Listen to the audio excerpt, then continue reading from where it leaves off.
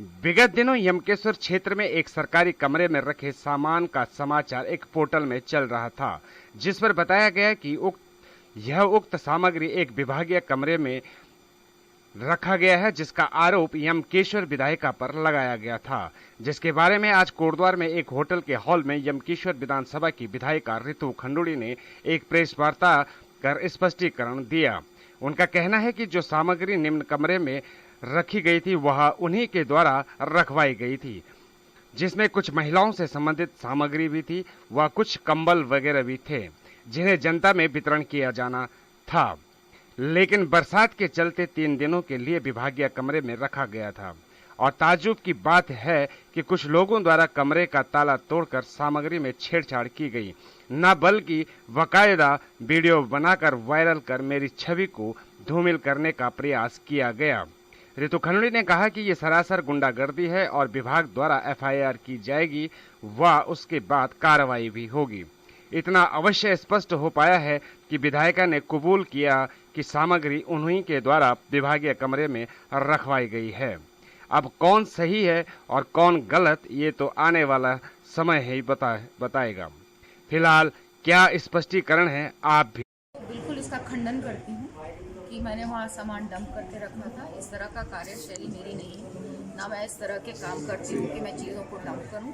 तो मैंने बिल्कुल इस तरह की चीज़ कोई नहीं की है। लेकिन हाँ, मुझे बहुत दुख है कि वहाँ सरकारी प्रॉपर्टी को जाके उन्होंने वहाँ तोड़ा है। गुंडागर्दी जो उनका शायद संस्कार है, जो उस पार्टी का नेचर है, वो उन्होंने वहाँ दिखाया है। तो वो उनका काम करने का तरीका है, मेरा नहीं है। वो जो सामान वहाँ पड़ा था वो ना तो श्रम विभाग का था, ना सरकार का था और ना ही वो विधायक का था। वो जो सामान था वो मैं अपने पर्सनल कॉन्टैक्ट्स के साथ लेकर आई थी और जनता के लिए लेकर आई थी। उसमें कंबल थे, शॉल्स थे, सैनिटरी टॉवल्स थी और उसके साथ ही साथ कुछ मास्क और सैनिटाइजर्स थे। उसको ताला तोड़ा तो तोड़ा। उसके बाद उन्होंने वहाँ पे जाकर उनके जो नौजवान भाइयों को जो वो संस्कार दे रहे हैं, उसको देखकर भी मुझे बहुत दुख हुआ कि चीज़ों को उठाया गया, महिलाओं की पर्सनल हाइजीन की चीज़ों को उठाकर घुमाया गया, वीडियो में दिखाया गया। बहुत शर्मनाक है, बहुत शर्म की चीज़ है कि इस तरह की चीज़ उन्होंने की है। मैं इस चीज़ को बहुत मुझे खराब लगा कि इस तरह की चीज़ उन्होंने की। महिलाओं का सम्मान आप नहीं करते हैं, ये तो समझ में आ गया मुझे, लेकिन आप अपने यंगस्टर्स के लिए किस तरह का एक एग्जाम्पल रख रहे हैं कि यंगस्टर्स को लेकर आपने वहाँ तोड़ा और उसके बाद चीज़ों को तितर बितर किया, इधर उधर फेंका और उसके बाद फिर वीडियो वायरल किया, वीडियो में दिखा रहे हैं। मतलब क्या ये अच्छी चीज़ थी? क्या आप इस चीज़ को मानते हैं कि इस तरह की चीज़ आपको सबको दिखानी चाहिए? क्या ये सेंसेशनलिज्म नहीं चल रहा है? ये किस तरह का कार्य वो कर रहे थे? तो मुझे बहुत प्रेजेंट इस तरीके से किया गया कि जैसे कि आप लोगों ने जो जनता को वितरक करना था, मान लो डंप कर दिया गया था, वो अपने कार्यकर्ताओं को बांटा जाना था, तो क्यों आपके द्वारा इस तरीके से सरकारी भवन में इस तरीके से? देखिए, ऐसा है, सवाल आपका बिल्कुल सही है। बारिश हो रही है, आप सब जानते हैं उत्तराखंड में सड़कें टूट रही हैं उत्तराखंड में, और मैं 10-12 दिन से क्षेत्र में घूम रही हूँ। जनरली कुछ सामान मेरा गाड़ी में मेरे साथ चलता है और मेरे को जहाँ महसूस होता है वहाँ मैं देती हूँ, लेकिन आजकल सामान गाड़ी में मेरा कुछ अपना पर्सनल काफ़ी ज़्यादा है। तो हमने ये निर्णय किया कि ट्रांजिट पीरियड में 3-4 दिन के लिए वो सामान हम कहीं रखें, और उस 3-4 दिन के लिए हमने रिक्वेस्ट की और उन्होंने, अफसरों ने कहा ठीक है आप वहाँ रख लीजिए। जनता का ही सामान था, जनता को ही देना था। करीबन 130 शायद कंबल थी, और इन चीज़ों को घोटाला कह देना, एक ऐसी पार्टी घोटाला कह रही है जो कि घोटाले, मुझे तो हैरानी हुई जब उन्होंने कहा कि घोटालेबाज महिला। मुझे बड़ा दुख हुआ कि एक महिला के बारे में आप इस तरह की बात कह रहे हैं, इस तरह के सोच आपकी एक महिलाओं के बारे में है।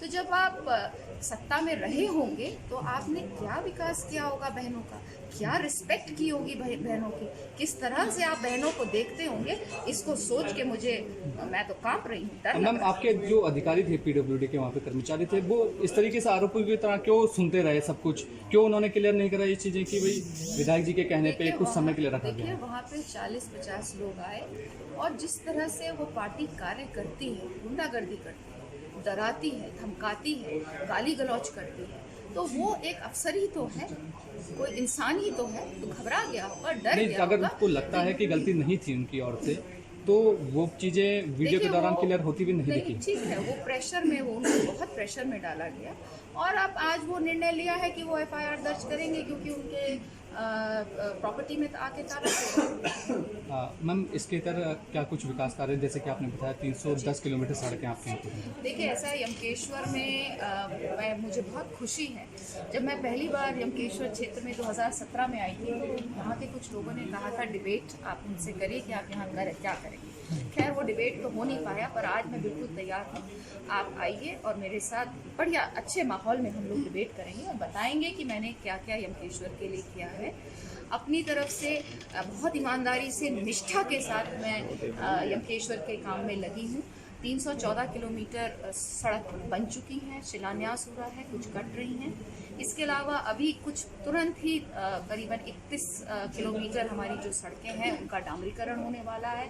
लिस्ट मैं आपको दे सकती हूँ। चैलूसैंण में हमने एक 70 लाख का वो भी हमने किसी फाउंडेशन से मांगा है। एक फाउंडेशन ने हमें ऑक्सीजन प्लांट दिया है। इसके अलावा एक्सरे मशीन्स हमने दी हैं। कोविड में जिस तरह की सुविधा हम अपने अस्पतालों को दे सकते थे वो हमने उनको सशक्त करने की कोशिश की है, आगे भी सशक्त करेंगे। 108 बहुत जल्द एक और हमको चैलूसैंण में मिलने वाली है। इस तरह के कार्य किए हैं। देखिए, फर्नीचर, जहाँ तक स्कूलों का मामला है, लगभग सभी इंटर कॉलेजेस में हम लोग फर्नीचर दे चुके हैं। बच्चों को अब ज़मीन पर बैठने की आवश्यकता नहीं है। पानी में भी आप जानते हैं भैरवगढ़ी योजना जो बहुत समय से लंबित थी, आदरणीय त्रिवेंद्र सिंह रावत जी का भी धन्यवाद करना चाहूँगी। आते ही उन्होंने कष्ट समझा और सबसे ज़्यादा ग्राम सभाएं मेरी थी। 58 ग्राम सभाओं को उन्होंने पानी देने का कार्य किया है। उनको भी मैं धन्यवाद देना चाहूँगी। और इस तरह के अनेक कृषि में हम लोग बहुत अच्छा काम कर रहे हैं। कोशिश में तार बाड़ जहाँ ज़रूरत है वहाँ हम तार बाड़ दे रहे हैं, जहाँ लोगों को पॉली हाउसेस की ज़रूरत है, फार्म बैंक्स हैं। इस तरह के पॉजिटिव काम करने में बहुत आनंद आता है। शुरू से मैं पहले भी बहुत पढ़ाती भी थी, सोशल वर्क भी करती थी, लेकिन इस तरह के पॉजिटिव काम करने में मुझे बहुत आनंद आ रहा है और मैं बहुत खुश हूँ कि इस छोटे से 5 साल के कार्यकाल में मैंने बहुत ईमानदारी से यमकेश्वर के विकास की पुरजोर कोशिश। लक्ष्मण झूला के बराबर में दूसरा जो पुल बनने जा रहा है उसका कितनी लागत से बनेगा और कब तक आप लोग? देखिए, ऐसा है कि अभी सैंक्शन हुआ है, गवर्नमेंट ऑफ इंडिया में गया था क्योंकि थोड़ा बड़ा पुल है और स्टेट ऑफ द आर्ट बनेगा। जैसे आप लोग चाइना में वो ग्लास का पुल देखते थे, उस तरह का स्टेट ऑफ आर्ट पुल बनना है। करीबन 70 करोड़ का वो पुल है गंगा जी पर और बहुत जल्द, क्योंकि अभी सैंक्शन हुआ है और मेरी PWD सेक्रेटरी साहब से बात हुई थी, उन्होंने कहा मैम हम जल्द से जल्द उसका अब शिलान्यास करेंगे। मैडम, जो आपको जो